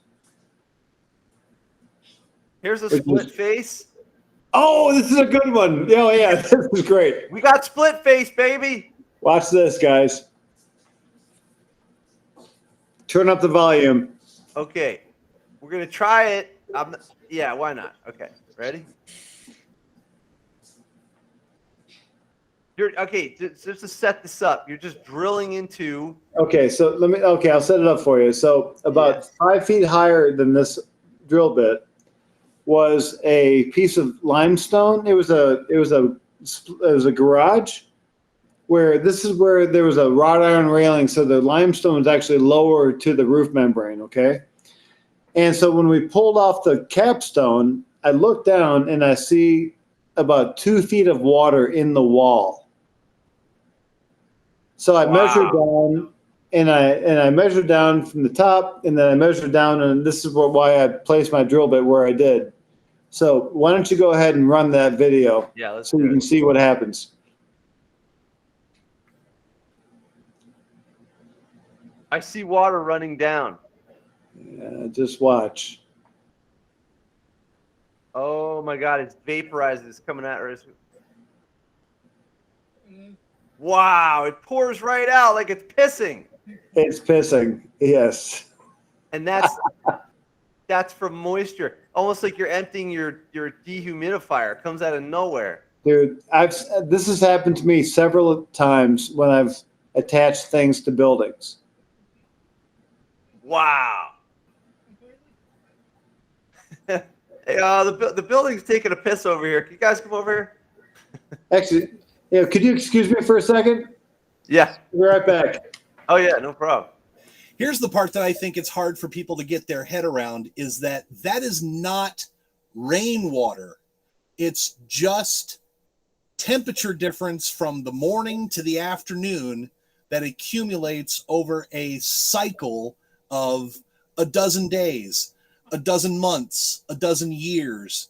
It's just water vapor from the atmosphere reacting with the components of that building and the way that building is built. It's not like the roof has a leak and it's getting water into it and it's building up. The way that structure was built traps water vapor, and that's where all that water comes from. It's the hardest part to wrap your head around, because when people see water pouring out of a building like that, they go, something must be leaking. There must be a plumbing pipe that's leaking. There must be a roof that's leaking. Nope, it's just the way that building was built. So I just want to, jump in and, my mind, everyone is always kind of like, nobody wants to be sold stuff. So this, even though this is like, we're talking about a product and we're highlighting something almost like an infomercial, but that's not the point. The point is that you're looking at the envelope, and that we're teaching people, including myself, that to look at the building as, an envelope. So you have vapor, you have hot, cold, you got different materials, and can you vent these things, and what are they going to do? So, and how do you do that? So like, I think this is really interesting, because I don't think I'll never look at a building the same way. After these series of podcasts, because we had so much build science on here, never going to look at the building the same way. Just like when I look at a car and, someone says, oh, it's got a V6, V8, this is a, I'm like, okay, what's the valve situation? Are you doing fuel injection? What do you, so like, once you understand what's happening with that, and the same thing with the catalytic converter, like, what is it? Oh, well, it's these metal pieces inside. What is happening, and how does it happen? It's not so much that we're like highlighting a product. We're highlighting a process of getting to a product that we're trying to help the whole world. Everybody should be looking at the envelope of problems for a particular set, Oh, totally. And it takes multiple skills to get there. Like Bob was saying, you can't just be the guy hitting the nails, and you got to think, okay, what about sheet metal? What about, and hey, can I use this material? And how do I solve this? Yeah, we were just looking over your videos. So what do you got, Bob? I feel like you went and got something. I just, the leaking water motivated me a little bit. Fair enough. Buildings aren't the only thing that leaks. Yeah. Yeah. Hey, Duke, what do you think of all this, man? Yeah, it's awesome. I was thinking about the same thing driving to work today. These guys look at buildings. I used to work for a painter when I was in high school. And now every time I go somewhere, I look at how the building or the room was painted. How they cut in the ceilings, whether they trimmed in the molding first or after. These guys do the same thing, but for the whole house, not just a room. These guys in the building sciences are looking at roofs, windows, everything, and what they can improve and make better. And then it's double hard the challenge, because you're not starting from scratch. You're trying to repair something and keep it there. And in a way, you're kind of like, it's like heart surgery. You're like saving the patient, so that they can get some more years in there. Plus, you can't see anything. Most of the stuff is not on the surface like paint is. Paint's covering a lot of it up. Yeah. Oh, every time, right? So, like I was at another job today, and so I took the lady across the street. She took me inside the house, and she said, look at the bubbling paint, and look at that window over there. The paint's cracking, okay? And oh, by the way, over there, I've got a bubble in the paint over there. Look at the can light. There's a shadow line. So what I did was I took her across the street and said, look at the building over here. We're probably, 150 feet away. You could see every shadow line of the areas where water was accumulating in the masonry, and you could see the problems but you can also see how to analyze everything at like the most concise point. So, which is like for me is like the key for problem solving is how do I find the one point that does not change, right? And because from that we can be creative and be artistic, and we can be engineers. Right? Oh wait, can you expand on that? What do you mean by that? Oh, like the pivot point, the one thing that you point. Yeah, the 0 point. You know what doesn't control. The control. What is the control? Oh my God, that only a shop class teacher could actually say that so eloquently. Yeah. The thing that the known. Yes. Or the something might be a known. You could turn it into a variable or unknown. Like you're saying, okay, well, we're gonna leave the brick, or we're leaving the masonry cinder block thing. Okay, what can we do about it? Well, we could change the way that it vents. We can change the way that we seal it. Well, when you strip it all down to nothing, when you take everything away, what hasn't changed? You haven't solved the problem because you just sort of started over. Yeah. Sometimes you have to start over. Oh, true. Sometimes you got to be the guy who rips the Band-Aid off deeper than anybody else. Oh yeah. And that's why I stay busy is because the guys, the home inspectors that refer me, know that I rip off the Band-Aid deeper than anybody else because it's like, well, you guys, I vacillate on this topic every freaking day. Okay. How far do I have to go? And sometimes it's like, in fact, the second job I saw today was I saw this $3 million house in Lincoln Park. And I told the lady, I'm like, look, your house is 25 years old. We have to open the roof and see what's going on because she's like, it says, how long do you want to stay here? Well, maybe 5 or 10 more years. I said, well, you may want to put this place on the market tomorrow because you don't have 5 or 10 years because by that time you're going to lose all the value in your house because the place could collapse. Yeah. You would never know it when you see the Brazilian cherry floors, the mahogany floors, the granite countertops, the cherry cabinets, all the vanity that makes that values a house by today's standards. But you ain't got shit if you get rotten trusses and the thing collapses on you. In fact, 2 years ago, I met a guy who went out for drinks and he came back to his 12-year-old house and the fucking trusses were on his pillow. And he would have slept under that thing if he went to bed early that night. Crazy. Yeah, it's crazy. What we're talking about. Yeah, not for nothing, but it's fun. I rent over here, and the new landlord, nice guy and everything. He probably doesn't watch the show, but even if he did, I would say this to him. But anyway, he there's 2 houses on the property, and he went and tore out the entire first floor. He just ripped it apart. He didn't even investigate what's good, what's bad. He just ripped it apart. And they broke everything in their path going and to, or going and from. And I was just like, wow, aren't you interested in like improving the place and figuring out where's your baseline? Or like what, slow down, like what's your baseline? How can you make an improvement? And it's just, instead they're just going crazy. And I'm thinking to myself, the neighbor above, how does he sleep at night? I'm like, dude, what if they pulled out a load-bearing wall and didn't tell you, and then your whole house, your whole floor falls down? It sounds crazy because like if you haven't seen this or experienced it, you'd be like, nah. But I was in an apartment in Brooklyn in college, and the landlord was so excited to renovate, and he wasn't going to wait for my lease to end, and I wanted to get out of there anyway. So we kind of came to an agreement that he could start. That I would leave soon, and that he would get me out of my lease and pay me back a bunch of money because I'm ending early or something. I don't know. We got into it. We got a deal, but he didn't wait for the end of the month. He just started cutting.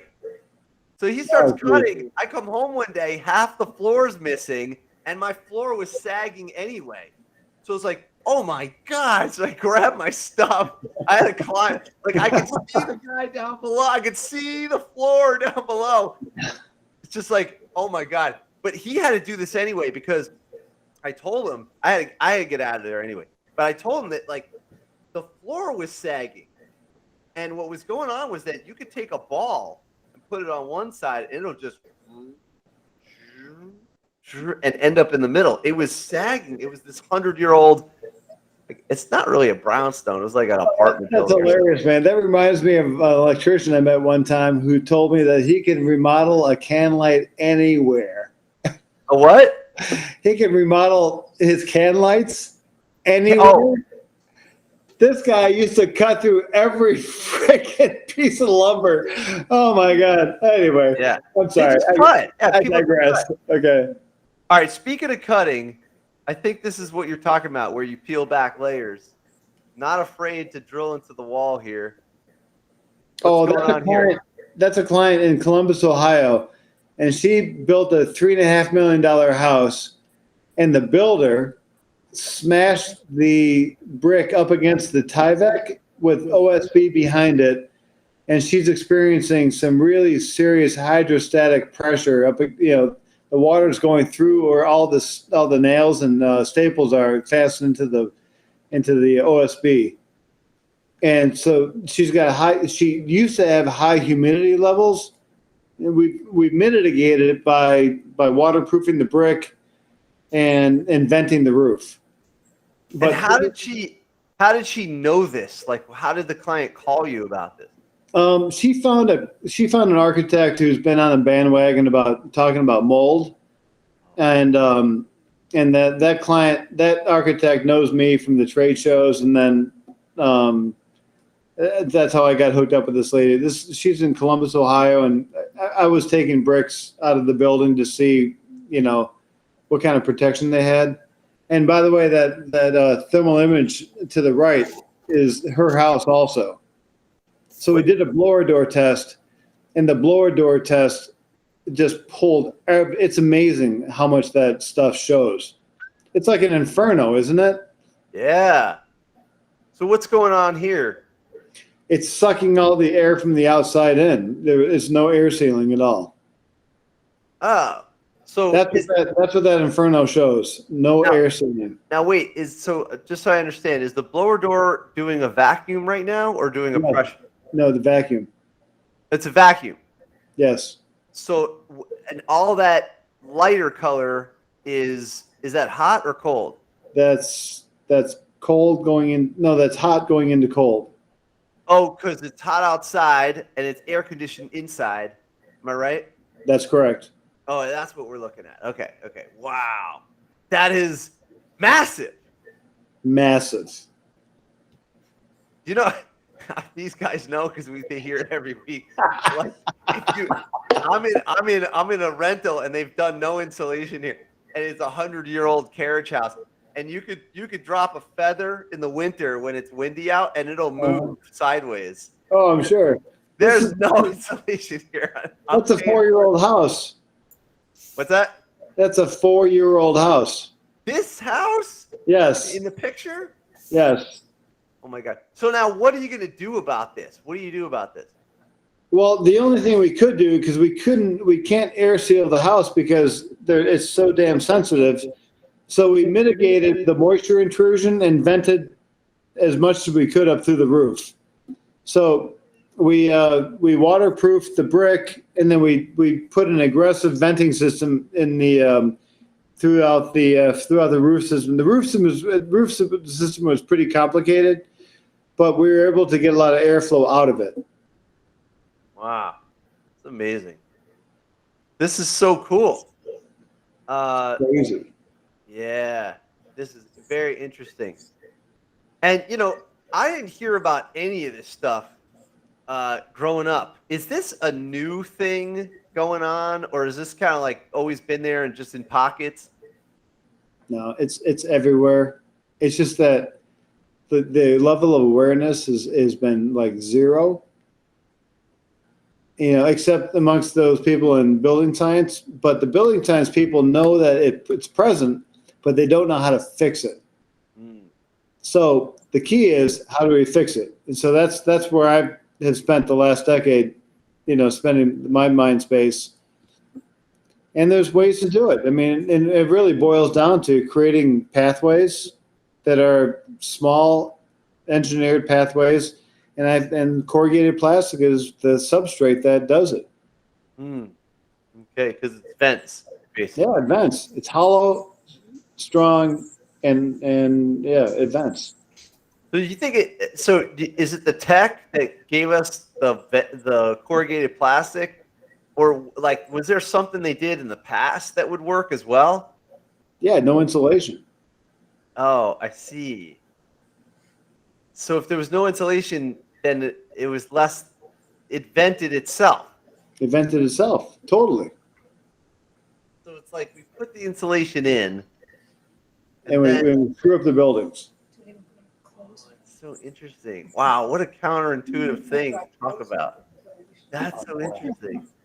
I had no idea. I think it wasn't last week or a week before, whoever we've been talking to. Oh, it was when Mike was on here. We said, you solve one problem, you create 4 more.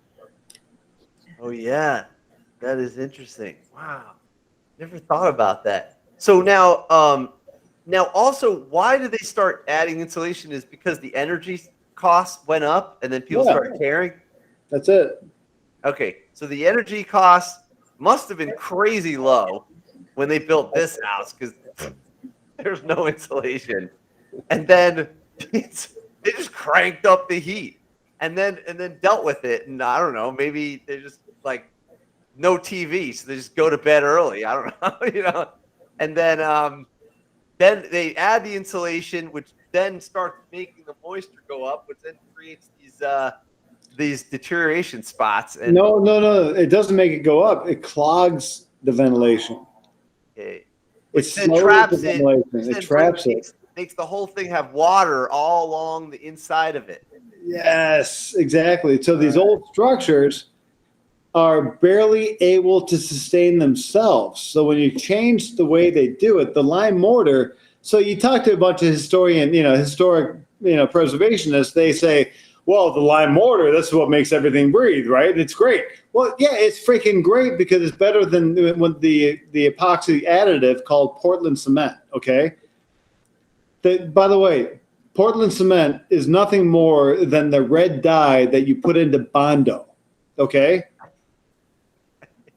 You can relate to that as a car guy, right? Yeah. Okay. Yeah, it's the catalyst. It's the catalyst. Yeah. And that's why all these buildings have changed their dynamics. And nobody noticed because freaking Portland cement was introduced in the 30s by our buddy Thomas Edison. Oh, I was just going to mention him. Thomas Edison invented He freaking. wanted to build cement houses. Yes, exactly. Oh. That son of a bitch changed history and then ruined our housing stock. Wait, why?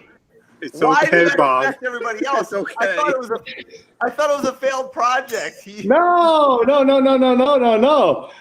He commercialized Portland cement as an epoxy additive so we can build more structures faster. Now, okay, combine that with the fact that we don't want any coal-fired furnaces, okay, because they pollute, right? Right. But coal-fired furnaces actually fire at a lower temperature, creating lower fired pottery called brick. Oh. Okay, now you get these blast furnaces, right? Okay, you guys put on your way back hats. So now we got higher fired furnaces powered by gas. Now we're getting a harder substrate both in the cement world and the brick world. Now we're creating harder substrates. Now breathability is completely fucked up.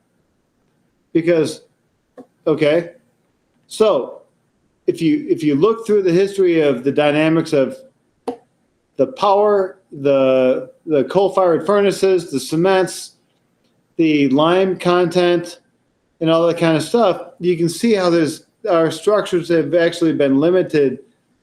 They've barely been able to handle the moisture on their own. But when you change the dynamics so subtly, then you need something else to create, the breathability of these structures. So when I figured this out, that's when you got to imitate no insulation. You need to create a rain screen of like a what do you call a heat exchanger on the inside of your parapet walls throughout the entire structure and vent it out to the top. So then you get into a situation where you want to separate the energy envelope from the structure. So now you can have a sealed energy envelope, right? And the structure can be free forming, And so that's the goal for successful building envelopes. So you almost have to build the weather-tight house inside of your masonry walls. Exactly. Keep all your wood away from the masonry and all that. So Rock on, man. Whoa, this is mind blowing. So wait, can I just review back? Yeah, go for it. See, you invited Bob Kelly to the party, and he took down an institutional hero on the Shop Class podcast. That's what happened. Yeah, no, this is amazing. And I'm loving it because I'm an Edison fan. I understand he's insane and he's done some things. I love the history of it. I'm a fan of Edison's history. I'm like, holy crap! I know he changed the world, and he left a lot of marks on it. So I didn't realize the significance of the Portland cement situation. So my understanding is that he was just trying to build houses from Portland cement, like casted houses, I think. Is that, I can't remember exactly. Yeah, it was great. Because when you're dealing with cements in the past, you're dealing with lime and mortar, and that's why you have brick and block foundations. Okay, but when you invent a hard setting material like Portland cement, concrete, now you can cast your foundation. Okay. Because it sets up because the others, lime mortar takes days to set up. Okay. So he sped up the process. He sped up the process. Exactly. All right. But the problem with that is that it doesn't breathe as much. It doesn't breathe at all. Exactly. It holds water. But it lets water in, but it holds water. All right. And then on top of that, you have a change in the way people heat their houses. Yes. And also a change in the way they make bricks as well. Yes. Okay, so let's handle all that stuff. Let's unpack this baby. All okay. right. So we got what came first? The change in the Portland cement? That was probably the first thing. That was the first thing. And then the EPA outlawed the coal-fired furnaces because of pollution. All right. And then and just for context, Edison died in 1931. So all this happened before then. Correct. Yeah. Okay. So this is early 1900s. So they got the cement. Now you can cast in all your stuff. And then that has less breathability, but it does absorb. Okay. And it's still doing the whole condensation thing. Right. Okay. Which is giving us maybe some some water on the inside. And then at the same time, the bricks are being made differently, which makes them harder, right? Correct. And which has same problem, less breathability. Yes. Okay. Now, at the same time, you can't heat your house the way you used to, which was probably close to free. Yes. Okay, so it's cheap energy because you're using coal, which has a ton of energy in it. So everybody's like, oh, no, you can't use coal. You can't breathe. And it's bad for the environment. Probably true. But also, it was cheap. Yes. Okay, then you go to gas or wood or something like that. And now you're heating your house differently. Now there's money involved. And you're like, okay, I want to put insulation. So you put the insulation, and then the insulation holds all this stuff. Yes. All the moisture. It makes it even worse. And then comes Bob. and he's like, hey guys, you gotta vent that. you gotta look at the energy envelope. This is awesome. Yeah, 100 years later, you look at that stuff and you see the evolution. You guys, you can roll the tape on this shit in 20 years and say, oh my God, these guys unleashed some world changing shit. Wow. No kidding. This is amazing. Yeah, they got, and it's unbelievable here. This is very interesting. Very interesting. Yeah, I could see that. And now, wasn't his little adventure of this particular thing kind of a failure? I think that the Portland cement situation was the house part of it was a failure for him, right? It was, but somebody else on the East Coast actually picked up on the Portland cement and went for it. I read about it, and concrete houses were not really going to be, and then bankruptcy. I didn't realize they built Yankee Stadium. Yeah, right. Is that cool? Yeah. The not the current one, but the one before that, which I've been to that. I was there. Interesting. I haven't even been to the new one. Hey, whatever. Wild. Well, my school district's in the one of the best known areas for not concrete, cement, Rosendale cement.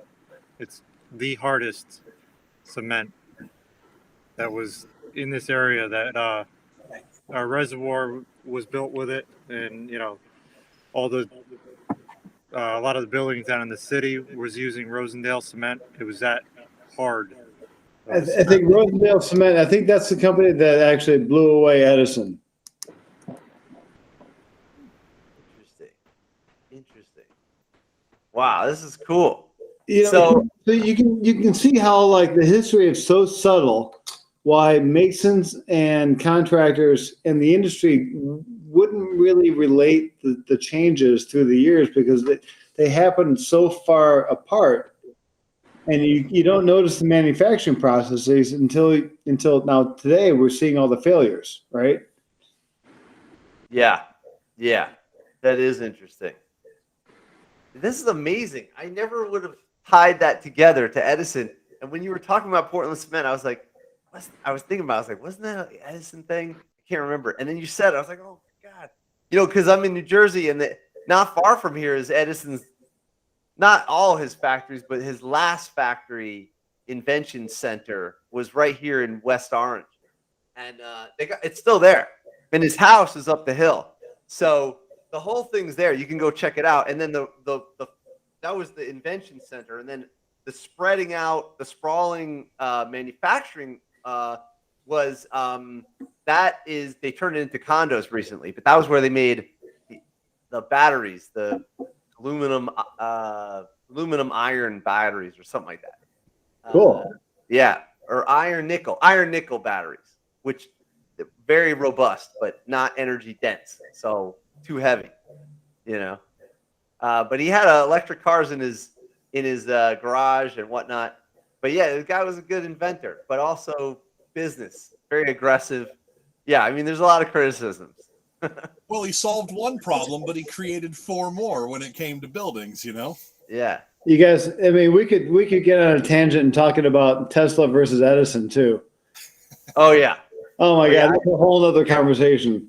I know. You ever heard about the Tesla, the transmission towers? Oh yeah, out in Long Island. They were right here. Amazing. Free energy. I mean, the guy figured this shit out, right?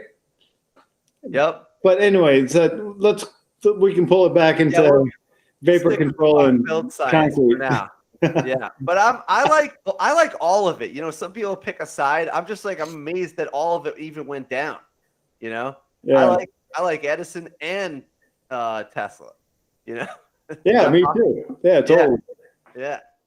Just think if they talked about all this stuff in science class. I mean, they do, but if they correlated it all to houses, which we all are in for the most part, or buildings, we're all in buildings. There we go. Yeah, this is cool stuff. That's one of the things I'm most excited about is this intersection between shop class and building science, because it tells the next generations of up and comers that we're willing to look at what's wrong and fix it. not just fix the problems the buildings are experiencing, but fixing the processes for how they get built. And on the whole, that results in shaping an industry and shaping fixes for future jobs, future careers, future income streams, future benefit programs, future working hours per week, fair wage and labor standards. I mean, we're talking about the ways to fix an industry as a whole. And that's really the message we've got to send to the next generation of skilled tradesmen, that we're fixing these problems. Just like Bob's fixing buildings, we're working with building science in education to fix the future of our industry. Yes. Yeah. That's so cool. No, and I appreciate all the time you guys spend, talking about stuff like that. And also give a shout out to Brant Taylor, because that's kind of what he's doing with the construction trade in a way. He's looking at the time. He's looking at how do you, look at the whole problem, not just, okay, well, we got to nail this thing in today, And I'm trying hard to be the next Bob Kelly is what I'm trying to do. Come on. You're honest truth. Because there's plenty of people out there who do like little doodads and gizmos and do like little small fixes to things. What Bob is working on are monolithic solutions, things that fix a large umbrella of problems that span a large area. And the more we lean into thinking about like producing monolithic solutions, the closer we get to like healing an entire industry, to healing an entire future base. There's a reason that kids don't want to come to the working trades. It's not just because we pulled shop class out of schools. It's because they've watched their dads and their grandpas struggle in this industry as they were growing up and as they were cutting their teeth in the trades. It's not an easy line of work. People like Bob, people like myself, people like Matt, we have a real chance to actually fix what's broken to build a better future for these kids coming behind us. That's the legacy that we all want to leave, I think, as educators. That's the legacy I know Matt wants to leave behind. That's the lasting legacy I know Bob wants to leave behind. And all of the people in building science that you've had on this podcast, that's what they care about the most, not just crafting the work that they're doing in front of them, but crafting the work for those who come behind them. But can I add one little tiny bit to that, because that's really eloquently said, Brent, is that you can't see the problem as a pinhole, right? You got to stand across the street and see the whole thing at once. Right. Totally. And then it comes into focus. Yeah. Totally. Yeah. So you want to expand upon that? Tell us what you mean. Oh, because like for example, clients always say, look at that leak right there in the corner of my house. And what I do is I take them by the hand and I walk them across the street and say, okay, look at that. That's a hole in your house. Then, well, what are you talking about, the hole in your house? So it's called a window. By the way, it's a door. Okay. And if you can follow, and then on top of that, you can see all the blemishes in your structure, because water shows blemishes, no matter if it's painted or masonry or whatever. You can see how things move, because thermodynamics makes cement materials and wood change. If you understand how they move independently of one another, then you can understand why they're moving and how much water content is present. So, you know what I mean? Yeah. So I think there's a couple of shop teacher takeaways. Something I always teach, which is you've spent a lot of time on it, but I want to put some words to it. And like we said, is controls and variables. Yes. So like there. You can't really fix the problem unless you have some sort of base, and you got to figure out what is your variable, And so this is like a tool in your brain. It's literally in your brain. And then you just have to decide how to apply it. And then you need, if you want to make an improvement, a lot of people, they sort of just throw stuff at the problem, like just nail stuff to it or patch it or whatever. But unless you make a measurable benefit, Like you could actually say, okay, I was here, I measured it, just like with the blower door. I love the blower door. That makes perfect sense to me because you're measuring, you got some sort of baseline, and then you're measuring it. You're saying, okay, look at all that stuff coming in like that heat camera thing. Okay, now we're going to make a change. Let's measure it again. So that's the controls and variables, and that's a measurable benefit, you know? I was talking with a friend of mine who works on electric vehicles the other day, and I was talking about measurable benefit, and he said, that's what we call optimizing. And he said, that's where the money is. He said that people getting excited, like he is literally staying 10 hours on his own, like daily. He's working his butt off at this new company to optimize their battery pack. He doesn't even have to stay that long. They don't require it.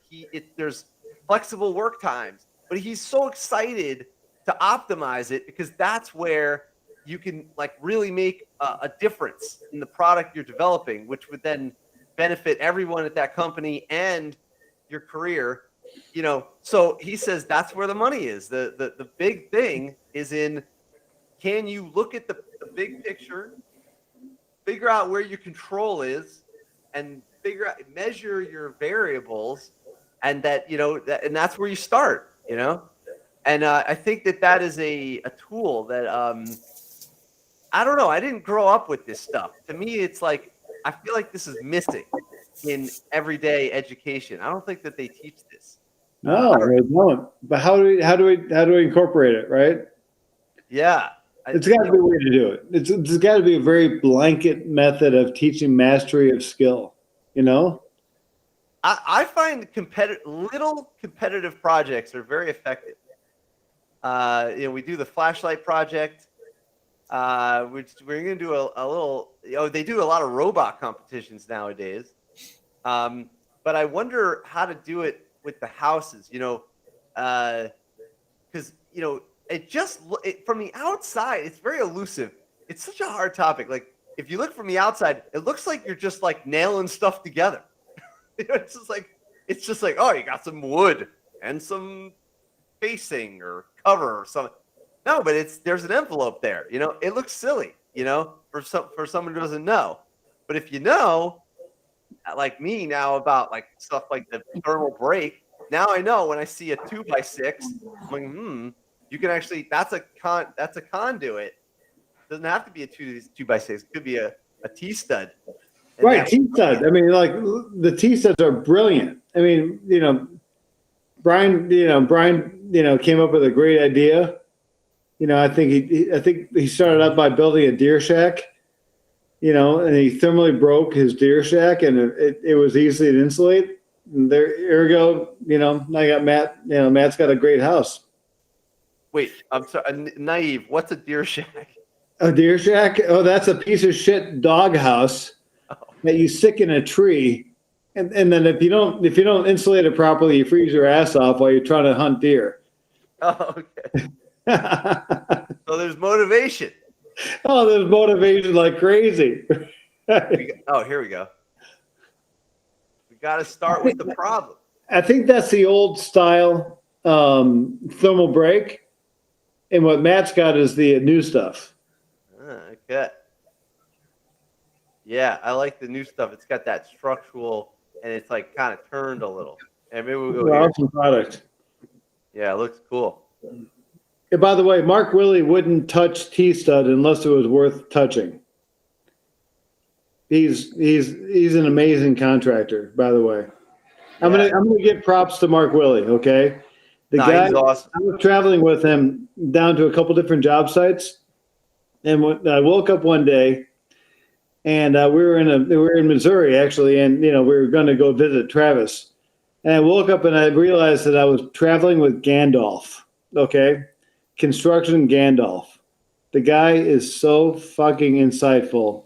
It's amazing. Yeah. And I can say fucking insightful in the same sentence, okay? It's okay. That is awesome. Yeah, it's pretty cool. Pretty cool stuff. Yeah, that's cool. Matt Ratzinger, yeah, he's a cool guy. We met him on that trip too. Mm-hmm. And we've had Mark Willie on here. He's awesome. Yeah, isn't he a great guy? Oh, he's got the best sense of humor. He's so funny. Super cool. Yeah. Cool. And he's a pizza maker. Oh my God. Really? Oh, sick. You see those pizzas he was knocking out on Yeah. his Instagram? Yeah. Yeah. How about it? I like it. Yeah. Cool. don't mess Oh, yeah, around. he's got a lot of pizzas out there. Oh, look at this. Yeah. Look, thermal people. See, that's what you got to do. You got a little cartoons illustrate this well, you know? Why does the wall matter? Yeah. Oh, look, this is him on the podcast. That's great. Oh, speaking of which, we should take a group photo right now.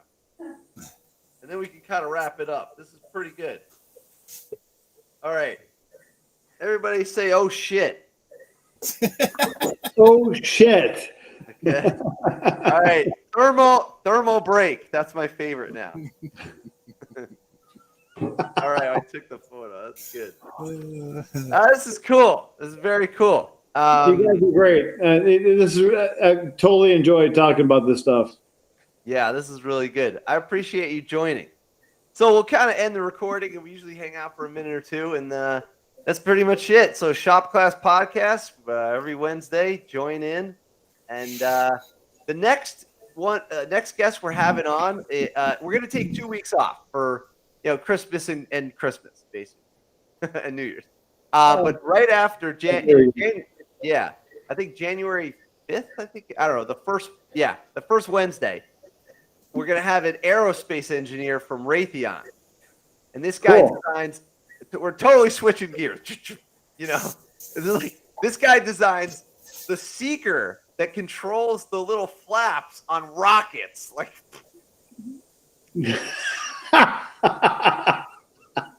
That's awesome. That's you awesome. understand? Finds a different kind of moisture. Yeah. Yeah, they're gonna create. It's a little explosive. Oh my God. I have to prepare for these things for now. I have to do research on the guests now. I'm like, oh my God, what is this? It's amazing. So he'll be on the show, and the reason we got in contact is because he's trying to create a little, just like you were talking about, Bob. What do we do about the shop classes and passing it on? So he's creating a little workshop for his kid and the kids in the neighborhood. And they did like a little drift trike, and they got started. I think I saw it on Instagram or I don't know. He contacted me through LinkedIn maybe. And we got in contact, and I was talking with him. He wanted my advice about how to conduct a shop class. So I said, okay, well, look, this is what I do. And then after about an hour of talking, I was like, honestly, you should be on the Shop Class Podcast, because I found out that he's not only trying to get into shop trades, shop teaching, but also has all this experience. And what's great is that he said that even though he had a college degree in engineering, really what moved him up, he said, was the hands-on, that he was actually a ASC certified mechanic at a dealership first. So he was a mechanic, then he went to school for engineering, then got into rockets. Now wants to get into teaching shop with his kids in the neighborhood, Cool. So, yeah. So it's a pretty amazing little path right there. And the hands-on and then the thinking about the full envelope is absolutely important. And the theories behind it is very important. So cool. All right. That's basically it. Shop Class Podcast, Wednesdays. Bob, thanks a lot for coming in, and all the regulars. This is awesome. Another stellar night. This is so cool. All right. See you next time. Well, thanks a lot. I really appreciate it. It's a great opportunity. So thank you. Definitely. Okay.